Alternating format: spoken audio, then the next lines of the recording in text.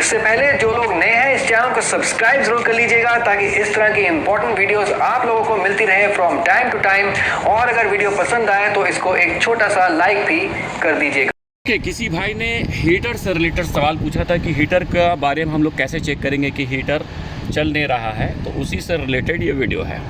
इसमें 2 हीटर है। ओके, सबसे पहले इसमें 2 ब्रेकर है। ये आपका जो ब्रेकर है B20 यानी कि 20 एम्पियर का आपका वो ब्रेकर है। ओके, 415 वोल्ट यानी उतना वोल्ट तक ये ब्रेकर सूटेबल है, चल सकता है वोल्टेज पे, यानी 220, 380 और 460 पे भी चल सकता है। तो 2 ब्रेकर यानी कि 2 हीटर है उसमें। ठीक है, अभी ऑफ़ किया हुआ।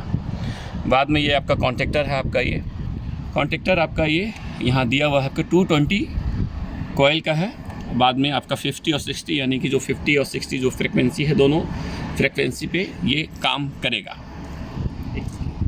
ओके, और ये जो कॉन्टेक्टर है ये 35 एम्पियर तक मैचेबल है, यानी कि 35 एम्पियर तक चल सकता है, 35 एम्पियर तक। ओके, हो गया। तो ये हो गया। अब हम लोग इसके ऊपर वायरिंग के ऊपर बात करते हैं कि कैसे करें।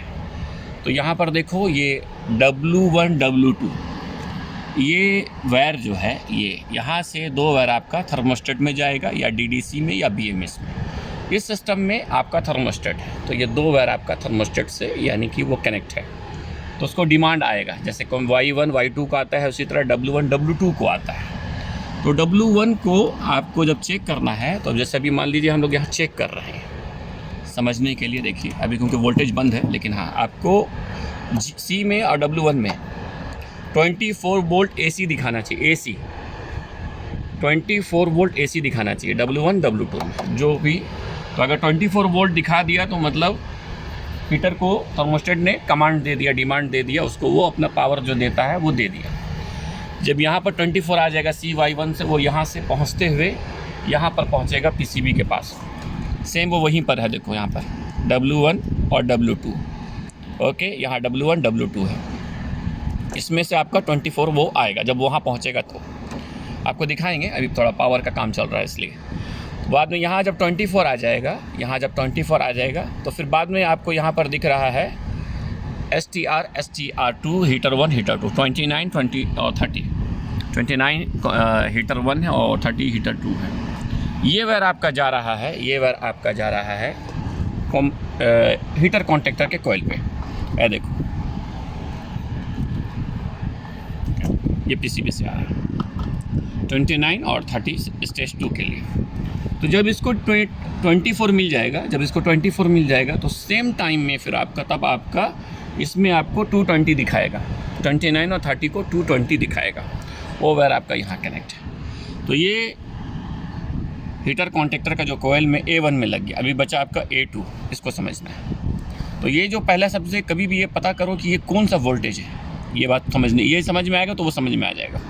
ये फेस है, ये फेस है। तो फेस है तो इसको क्या चाहिए, इसको न्यूट्रल लाइन चाहिए। जब ये फेस है तो जाहिर है कि इसको चलाने के लिए 220 चाहिए, तो एक फेस और एक न्यूट्रल भी लेकर 220 बन जाएगा। तो इसको न्यूट्रल लाइन चाहिए। तो इसको डायरेक्ट जब न्यूट्रल डाल देंगे तो वो चालू हो जाएगा, लेकिन इसको डायरेक्ट न्यूट्रल नहीं दे सकते, हीटर कॉन्टेक्टर को स्पेशली नहीं दे सकते। उसके बीच में एक चीज़ आएगा जिसका नाम है air flow switch. Air flow switch एक सेफ्टी डिवाइस है हीटर के लिए स्पेशली। किसी भी कारण से अगर हीटर का ब्लोअर का फ्लो स्टॉप हो गया, इफ़ इन केस बेल्ट टूट गया, मोटर जाम हो गया, किसी वजह से भी, तो अगर हम लोग डायरेक्ट 220 दे देंगे तो क्या होगा, हीटर लगातार चलता रहेगा। अगर ब्लोअर बंद भी हो गया तो किसी भी वजह से बेल्ट टूट गया, मोटर जाम हो गया या कुछ भी साफ टूट गया, तो ऐसा नहीं होना चाहिए। जैसे ब्लोअर बंद होगा इमीडिएटली फ़ौरन आपका हीटर बंद हो जाना चाहिए, वरना आग लग जाएगा। इसीलिए यहाँ फेस आ गया PCB के थ्रू, PCB से फेस आ गया। लेकिन न्यूट्रल को कभी भी हीटर को डायरेक्ट नहीं देते हैं, जबकि ब्लोअर को देते हैं, कंप्रेसर को देते हैं, कंडेंसर फैन को देते हैं, लेकिन हीटर को ऐसा नहीं करते। तो इसको डायरेक्ट न्यूट्रल ना देके उसके बीच में एक चीज़ इस्तेमाल करता है जिसका नाम है एयर फ्लो स्विच। वो ये है